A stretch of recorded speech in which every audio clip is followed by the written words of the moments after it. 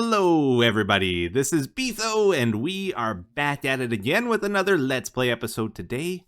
And to begin with here, we're just going to check out something. I saw in the comments on last one, someone corrected me that I said that the beehives, you can't generate them by growing saplings. You have to go to new chunks to find them. And someone was like, no, Etho, you can just grow the trees. You just have to make sure you're in a plains biome or sunflower plains or flower forest. You still have a 5% chance. So we're just going to test that out here to begin with. I set up a bunch of trees here. So it should be a 1 in 20 chance we'll get a beehive on one of these, if it works. The wiki page says it doesn't work. But I didn't properly test it, so I just want to double check. You know, see which is right. The wiki page says you have to generate new chunks to get them. So that's what I assumed was correct. I kind of hate doing this because I have to chop down every single one of these trees after. I haven't seen one yet. All right, I got a couple extra here just to try a few more. And I'll do a few more off camera just to kind of make sure, because it's a 1 in 20 chance. But if you only grow 30 trees, there's a chance you might not get it still. Okay, so I grew 80 oak saplings in a plains biome here, and not one of them spawned a beehive when it grew. So I'm going to call that busted.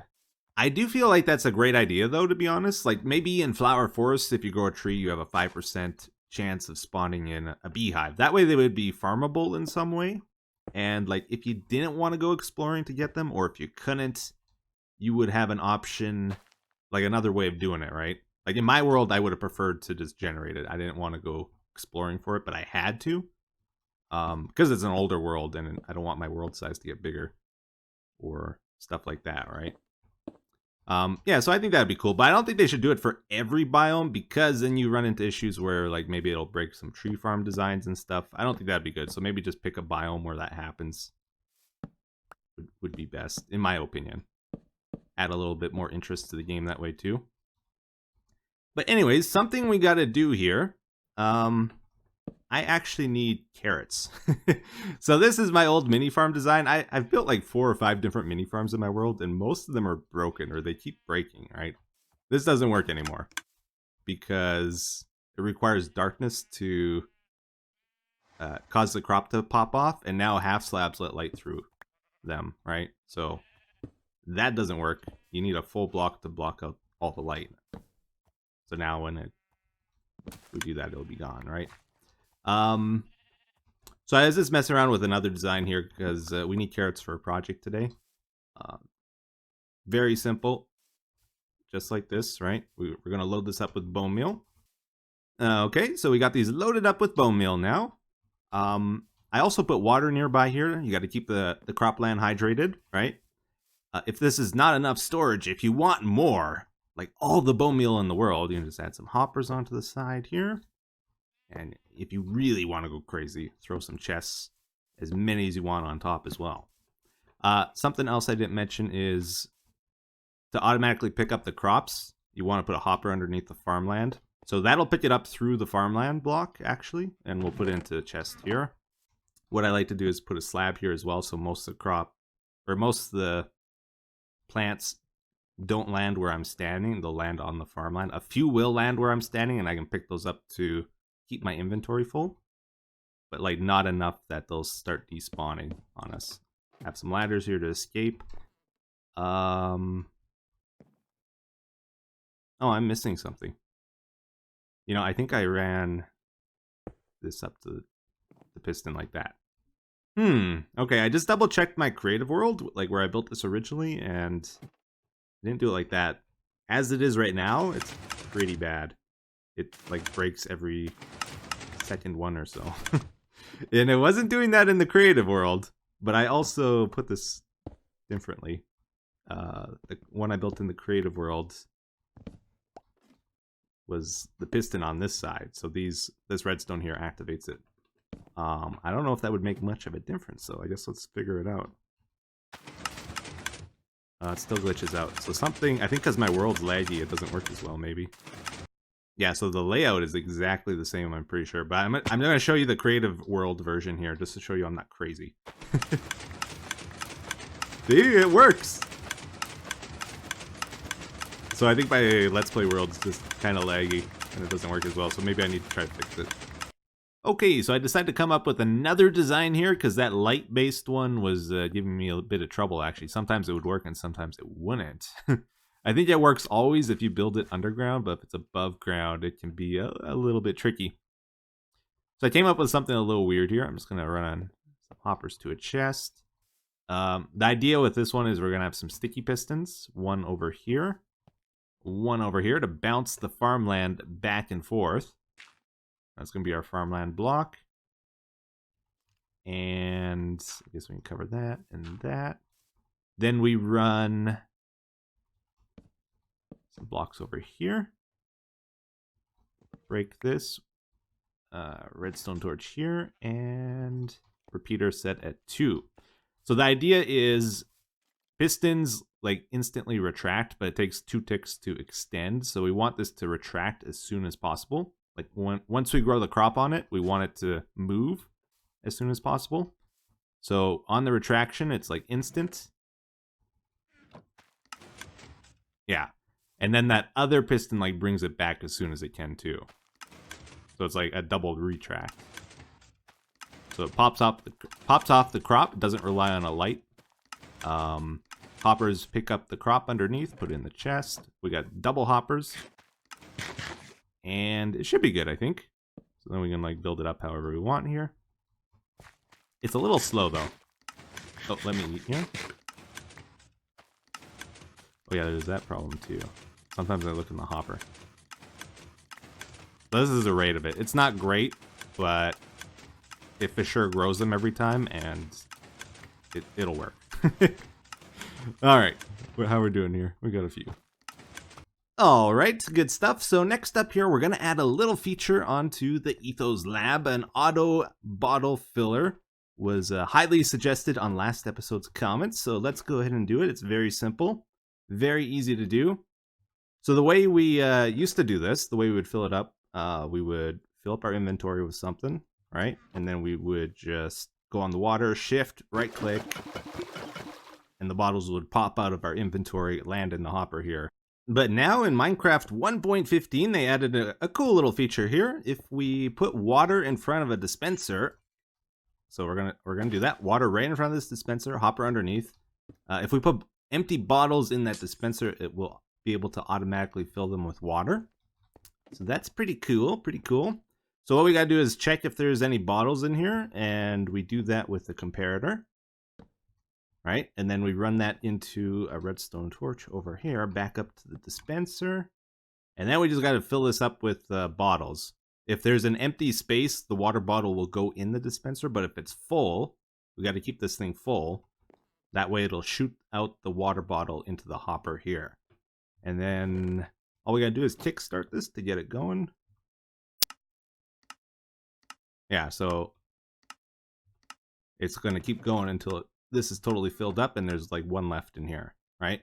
And then if that ever disappears, it'll do another one, and another one, and another one. So it'll always keep this full of bottles, which is really cool, as long as we got empty ones above here. So it's probably good to run like a hopper and a chest full of bottles here as well. We'll put a chest here. Oh, I always do that. I'm never gonna get used to that. You gotta click on the chest. So yeah, our empty bottles should go up in here, our big storage of them, and then it'll always be full. All right, so that brings us now to our next project, the thing we needed the carrots for. You got any ideas what it could be? What could it be? What could it be? Well, if any of you watched the Pixelmon series, you might have noticed I got a little bit addicted to having night vision. Like even in my Let's Play series, I'll just like try to right click with my shovel on the ground. Because that's how you get night vision in the Pixelmon. I just do it out of habit now. But it doesn't work, obviously.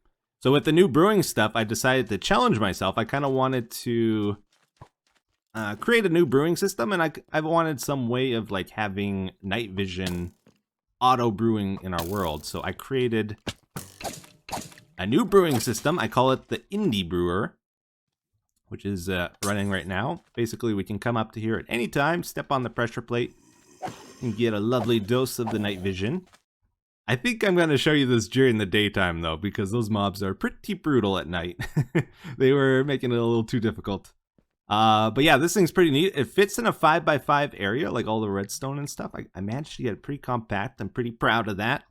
And we can load it up with glass bottles. It'll autofill them with water as it needs them. We can load our ingredients at the top here. I got gunpowder, redstone, and carrots in there, nether warts. And this is a system that doesn't rely on a timer. It's like intelligent. It uses that trailing nether wart trick I figured out a while ago that I used in my other systems.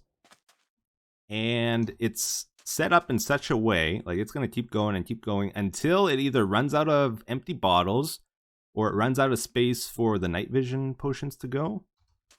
Or if it runs out of blaze powder. Yeah, if this runs out, it'll shut off. Or it also has like a manual shut off. If we flip that down, it'll stop running at whatever stage it last left off at. So now it'll shut off. But as soon as we unflip it, it'll start going again. Unless one of those other things makes it shut off. So that's pretty cool. So I had a little trouble deciding here if I want to make a separate like tutorial video for this brewing thing or if I should just show it in the Let's Play series. And I think we can build it pretty quickly. So I'm just going to do it in the Let's Play series here. A lot easier for me. So I would say figure out where you want to start with your dispenser first off. And you put a block over top and a pressure plate. Make sure it's a dispenser, not a dropper. And then we go 3 hoppers into the side. And we go 2 hoppers up. And then this is where our brewing stand is going to go, right over here. Then into that, we have 1 hopper for the water bottles. 1 on the right side, if you're looking this way, for the blaze powder. And then on top of that is our hopper for the ingredients. And we go up 2 here. It's been a while since old tutorial Etho came out and made an appearance. How should we do this? Let's actually just wrap some blocks around this hopper here, like that. Well, actually, we gotta punch these out then. And this is where our droppers are gonna go for our ingredients.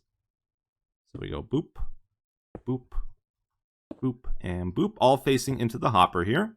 It's probably a good idea to build our water bottle filler as soon as possible here, so we'll do that next. That way we don't like do it later and spill water all over our redstone. So dispenser, make sure you use a dispenser for this, and then we're gonna close in this area with glass. We don't accidentally break a block and have it spill everywhere. And then we need to come out like this. Break those 2. Comparator into this hopper. Check if there's any water bottles in there, and then up to a redstone torch like we did before. And then we can just put a hopper on top of here with some storage for the glass bottles. Okay, so next up here, we're going to add our locking line to the thing. So any reason to shut down the brewing, this is how we're going to do it. Just redstone on top of that hopper there. So that's our manual shutdown. That'll lock it. We're going to add a way of locking it if we run out of the blaze powder in this hopper here. So we do that with a comparator. We run that into a block and then a redstone torch on the other side. And then we're going to add some blocks over here. 2 there. And we gotta check if this gets filled up of night vision potions or whatever we're brewing. We want it to shut down, otherwise it's gonna mess up the brewing process. So we check it with a comparator, run that into a repeater. We do a staircase up here. That'll run underneath this torch, which will lock it. You'll see this comparator can power the wire through the block here, so we gotta put a repeater here. Set at 1. And then we run it up to this hopper, to the locking area. So that's good. And then we also want to add a way of locking it if we run out of empty bottles. Like if this hopper's out of empty bottles. So we'll do that with another comparator over here. Run that into a block. And to a redstone torch on this side. So that'll power it over here. Cool. All right. So now we're going to get into the final part of this, the controls for the brewing. So this hopper above the brewing stand is pretty important. We need to fill it with some items, some junk items, like cobblestone's fine. We're going to want 19 items in that second slot and leave the first one open. Then we're going to set up a block in front of it there. probably the easiest way to place this comparators is mine out those two. Place it that way. So it's going to detect what's in this hopper. We put those back. And then we're going to go... Yeah, I'm thinking about it. It's like, wait a second. That doesn't seem right. I guess we got to bust out the corner of this brick here. And then we run a repeater into this block. So that locks this hopper underneath the brewer. And then we run redstone above here. And then this is very important. We need a redstone torch on the other side here, which will lock this hopper. And then we go up a block. And this is why we carry our ladders. And then we use a redstone torch, go up, block on top, and then we're going to make these blocks come out. Some redstone dust on this side. So that redstone torch is powering over here. We need 3 repeaters. Set these at 4. This is to give time for the brewing stand to clear out the finished brew before it sends in new bottles. And then we add some redstone in the corners here. And a repeater set at 1, and another one set at 1. Very good, very good. So now with that, I think we're done building it. We just need to stock it with ingredients and get it running. Get the first few brews happening, which actually I find a little bit difficult. I haven't quite figured it out, but we'll see if we can here. So we'll stock it with ingredients. Let's do that. So underneath here, we have this 1 hopper for the blaze powder. Throw that in. In the chest here is for our empty bottles. We'll throw those in. And then let me grab a dropper real quick here. Yeah. So one thing I didn't mention, like this brewing we're doing right now is for night vision potions, splash night vision extended potions. That's 4 steps to brewing, but some potions like invisibility potions would maybe be 5 steps, and that's impossible with our current setup here. If we want to do a 5-step brew, we need to add another dropper here.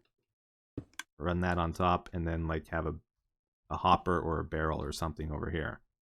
Okay? And if you do that, make sure you put the nether wart in this dropper.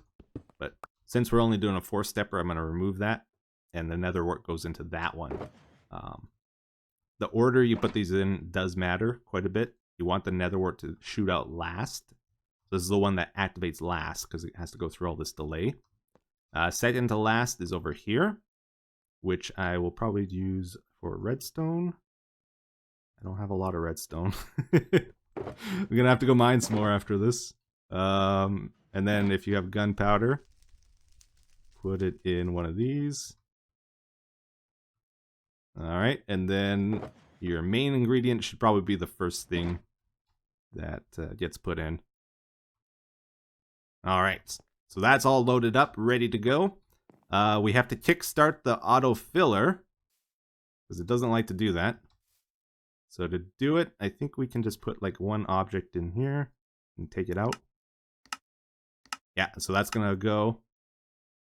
This is ready for the ingredients. Okay, now this is the part that scares me the most because I don't quite know how to do it properly. I guess let's just flip it up and see what happens here.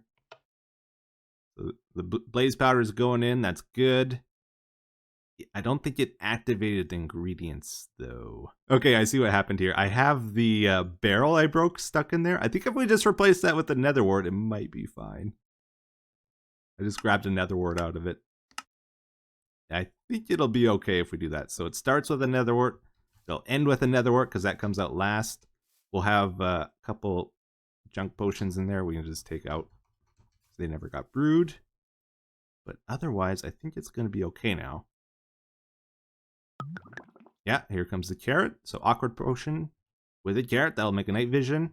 Then you can just decorate this too. So you can see we got the repeater right there. So that's why I like to put the stairs in front here. Awesome. So that's all there is to it. It's working now. I let it run for a while. It seems to be fine. We got our night vision here. I decorated it a bit more. So again, when you're starting this, like the very first time, you only have to do this the one time. Just put a nether wart in this hopper to get it going.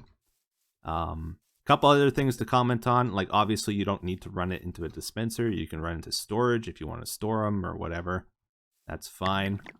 I'm not checking if we run out of these ingredients up here. You could, if you wanted to, just hook some comparators up to these droppers and send it to this locking line. And then if you run out, it won't keep brewing, but that'll bulk up the design a little bit, right? So that's why I didn't do it. But otherwise, I think it should be pretty good here. This is so weird. So I just walked over here, and I'm like, that looks like a villager. Is that a traveling merchant? Or why does he look so weird? It's a villager. It's a cleric. A master rank one. He was just wandering. He was wandering around here. I think he's from my underground village. I don't know how he got above ground, though. Oh, wait. I might have an idea. He's not supposed to be on the surface, though. It's very, very weird that he's up on the surface. Let's just lock him in. Make sure nobody can get him. Keep him nice and safe.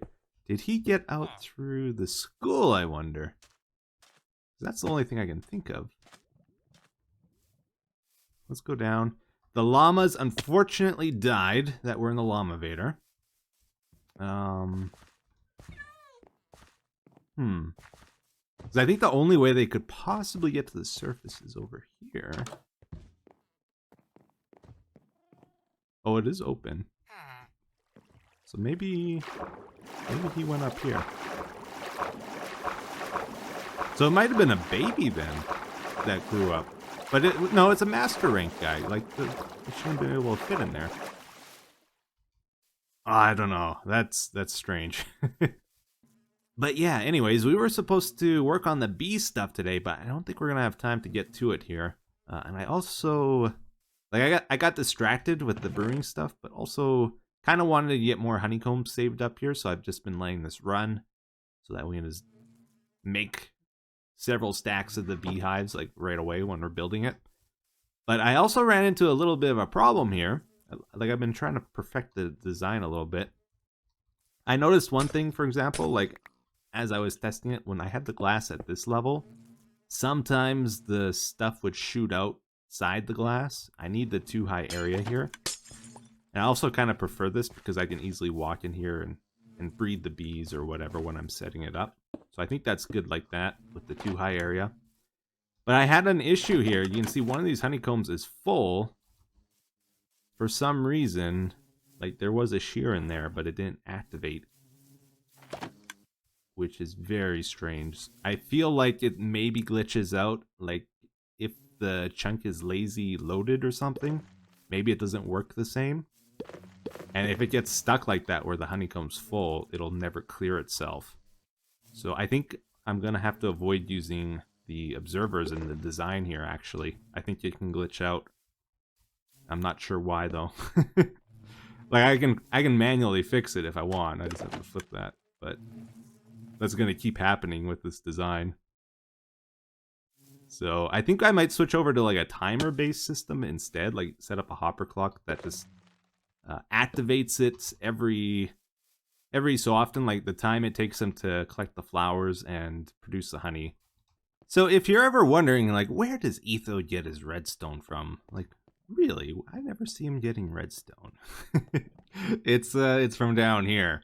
I do have a witch farm set up kind of in the world, but I never set it up very well yet. So I don't use that. I don't really like AFKing at mob farms either, to be honest. Like, even if I did set that up, I don't know if I would use it very much. There is a way now, though, with villagers. We could get a villager to sell redstone for cheap, and I could probably do that now. I think that'd be a good idea. But so far, this is where most of it's been coming from. I've just been doing speed mining down here. And it's getting to be a bigger and bigger area over time. And I need to get some more now. So I thought it's about time we wrap up our episode for today. So let's check out the comment. It says, "Hey Etho, what do you tell people in real life when they ask you what you do for a living?" So usually I'll just say, I'm a YouTuber, right? And they'll be like, "Oh, really? Well, how does that work?" Usually they'll kind of light up about it. You know, I find most people are pretty curious and interested in it. So then I'll explain, like, well, I make videos on YouTube. Google sells ads on the videos, like when people watch ads, then I make money from that. and Google takes 30%, I get 70%. And like most people know what YouTube is, right? So it's not super foreign to explain it. But usually they don't know the finer details, so I'll have to explain a lot of that. They'll ask me like, what kind of videos do you make? And I'll tell them I record video games, and then go into what video games, and they'll be like, so do you set up a camera in your room, or how do you do that? And then I'll have to explain you can just record your computer and stuff. They'll usually ask me like, how can I find you on YouTube? And I'll tell them that and that kind of stuff, right? So it's usually not too tricky to explain it. It is a weird career. Like most people, when they hear it, they're like very confused and interested. It's still kind of a new career, right? So most people have never met anybody that's a YouTuber like that does it professionally. So yeah, they're usually pretty interested, I find. But I think we're gonna have to wrap up the episode for today, guys. So hopefully you enjoyed it. Thank you for watching as always, and I'll see you again in the next one. Take care. Have a good day. Bye-bye.